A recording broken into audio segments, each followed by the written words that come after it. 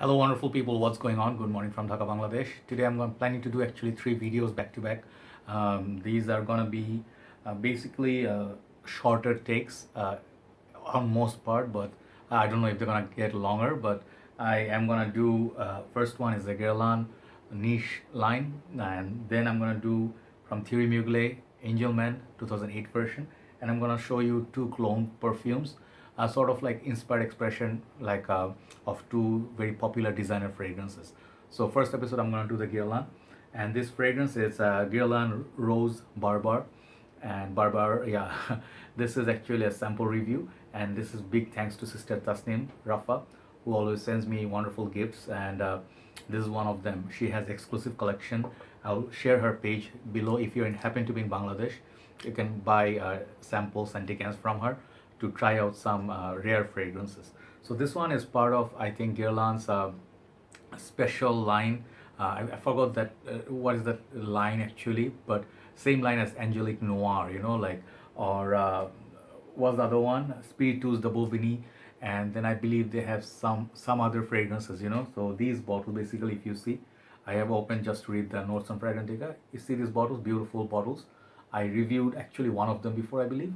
Yeah, they actually used to have this kind of puff sort of sprayer, and very beautiful bottles. So these bottles I think are 50 ml or 75 ml, I forgot, and they're extremely expensive, like 250 $350 for that kind of 75 ml. So not cheap.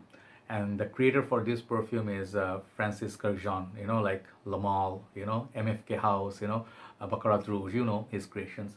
So this guy, he has done some masterful fragrances. I mean, masterfully crafted some fragrances. Let's see how he did with this one.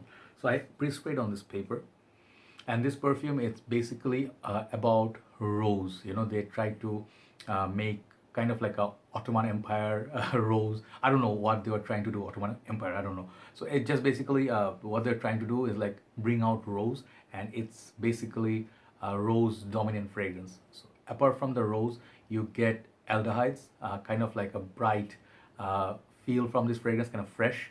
At the same time, you get some patchouli, and then there's a honey note. And they said there is a grassy feel to the fragrance. So this is the dry down, and first of all, let me talk about performance on this. It's not really that great on my skin. It does last about three and a half hours, but after that it's very faint. So performance is not all that great. So the smell on this is actually pretty nice. I do enjoy this fragrance a lot. It gives me sort of vibe. Let me spray this once again. This is like sort of like a mid from cold weather, like from hot weather transition into the cold weather, in between fall, autumn. I mean, that kind of time, this fragrance is gonna be really, really good. So let's spray this. This perfume, I would suggest, this is good for, I think, women and men both. It's kind of unisex, but it's more like more feminine than masculine. So if you're looking for a masculine butch kind of like rose, this is not it. It's not like one of those dark rose that men can pull off very with so much confidence. This perfume is very nice. That honey note really stands out, and it feels like kind of like a coriander or something, like a, not coriander, fennel seeds, that note. I smelled it before, but I cannot confirm, but this definitely doesn't feel like just rose. So the rose is at top, and I think at heart as well. Same rose note, just they mentioned rose in Fragrantica. So the thing is, even if you do not like rose, I think you're gonna enjoy this perfume. It has the freshness about it, that aldehydes sort of feel, it's like Jean-Paul Gaultier, Popeye, or Superman, they used it. And Chanel Allure Sport also uses it. So it gives that sort of freshness for the summer. So I think you can pull it off in the breezy summery day as well. So not a bad fragrance for after all. So it's kind of classy, but the price point cannot be justified on this one, in my humble opinion. Like you can get many more niche perfumes of better quality. I'm not going to name to compare, but it's a nice creation nonetheless. But the price is a little bit high on this. And the performance, I think it's not necessarily has to be, everything has to be long lasting or something. The smell is nice if you can afford it, or you can, I don't know if these perfumes are still available. I think they are.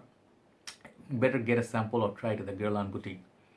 I think you're gonna like it. There's no harshness about it. Very words, very soft and nice. I think it will make a nice date scent, first date scent. I think this will also be a fragrance that married couples can share. I think it smells a little bit mature. The fragrance actually, it's a very comforting fragrance. That's the nice thing about it. That's the nicest compliment I can give to this perfume. It's a very comforting fragrance, and there's nothing really, challenging in my humble opinion. This, even if you're not a fan of rose, you can definitely try it. It's not a jammy rose, okay? And it's really nice. I really like the rose, but they said there's a little bit of woody element at the base. I do not get the oud or anything from it, so it's just a rose, honey, freshness of aldehydes and grassy sort of feel with a little bit of patchouli, and doesn't make very dark. Okay, so overall, this perfume, for the smell, I'll give it, like, it's very nice smelling perfume. I'll give it 9 for the smell. Performance, I'll give it like 6.5 or top 7. It's not a very long lasting perfume. It's not a beast.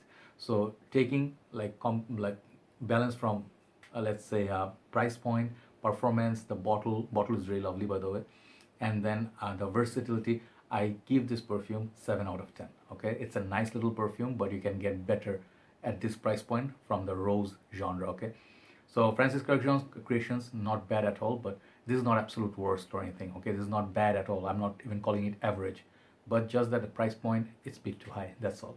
Thanks for watching. Now move on to the second review. Bye bye.